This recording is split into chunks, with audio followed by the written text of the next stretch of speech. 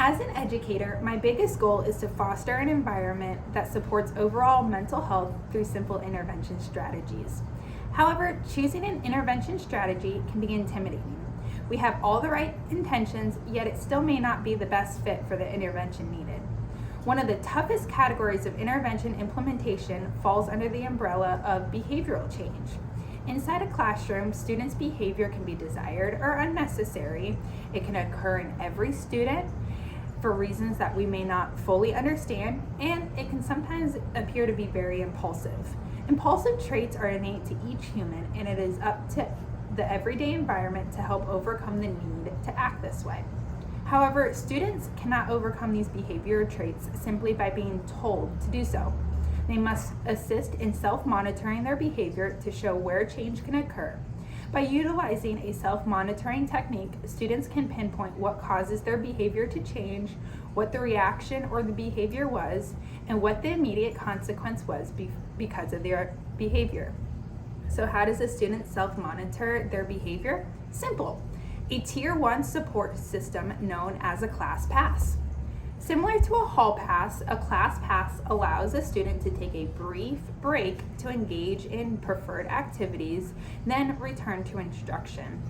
Typically, when students engage in disruptive behaviors in the classroom, they may be seeking to escape or avoid an academic task. Therefore, a class pass is exactly what the student needs.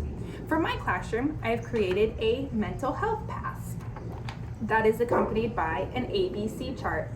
In application, the pass would be placed on one side of an index card with the chart on the other. Each student would have access to their own mental health pass and would be kept with the teacher after use.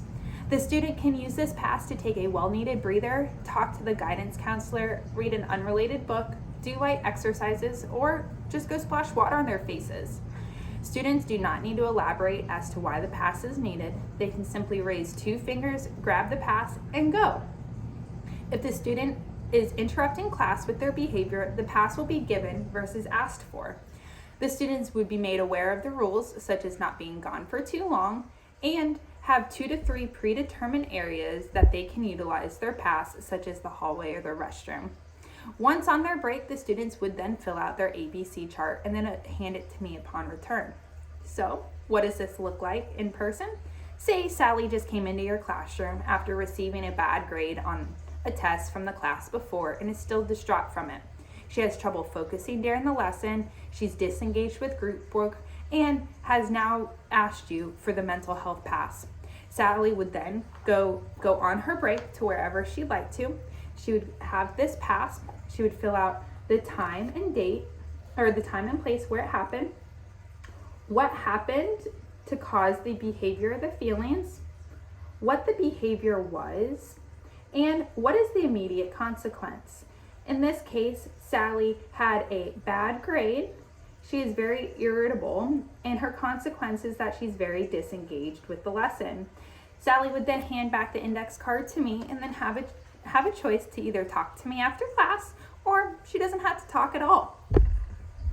By walking through emotions and behavior in this way, the student can see a clear event that happened that directly impacted their learning and understand how it affected their overall well-being.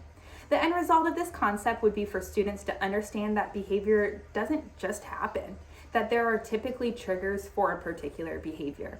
By charting, both myself and the student can be made aware of any repetitive behaviors and triggers. Not only does this help each party talk through things, it gives the student the ability to own their emotions and to understand how behavior is directly impacted by our environment. This information can be stored privately and be used for conferences, education plans, and more. A concept such as an ABC chart can be utilized for all age groups by teachers, students, and parents alike, allowing insight to why behaviors occur and how to tackle changing the undesired behavior to desired behavior. If you like these resources, I added a link in the description below, so feel free to go download them for yourself.